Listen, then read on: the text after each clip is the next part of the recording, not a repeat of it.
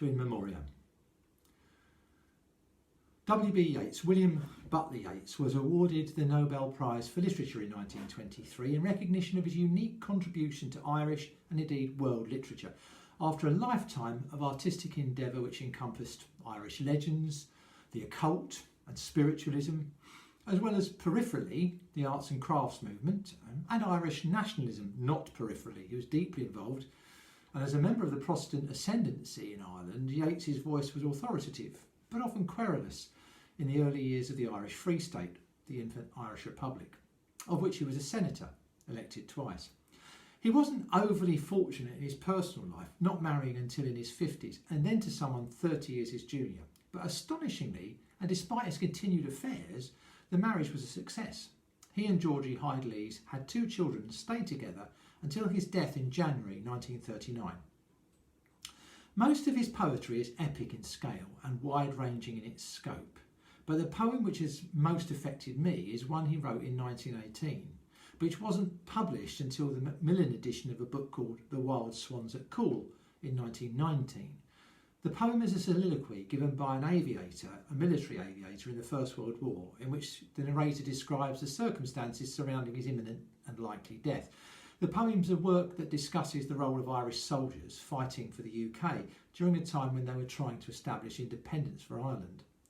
Wishing to show restraint from publishing political poems during the height of the war, Yeats withheld publication of the poem until after the conflict had ended. The Airman in question is widely believed to be Major Robert Gregory, the only child of Lady Augusta Gregory, a contemporary and friend of Yeats. I fell in love with the poem as a teenager. I think because its combination of bravado and rebelliousness. I'm not doing this for your benefit but my own. And that struck a chord with my own rebellious teenage persona.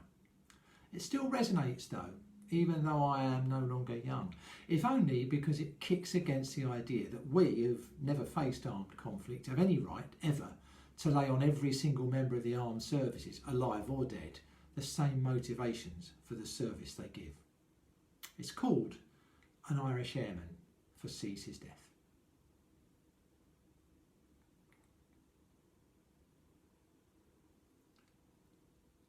I know that I shall meet my fate somewhere among the clouds above. Those that I fight I do not hate. Those that I guard I do not love. My country is Kiltartan Cross. My countrymen Kiltartan's poor. No likely end could bring them loss or leave them happier than before. Nor law nor duty bade me fight, nor public men nor cheering crowds. A lonely impulse of delight drove to this tumult in the clouds. I balanced all, brought all to mind. The years to come seemed waste of breath. A waste of breath the years behind. In balance with this life, this death.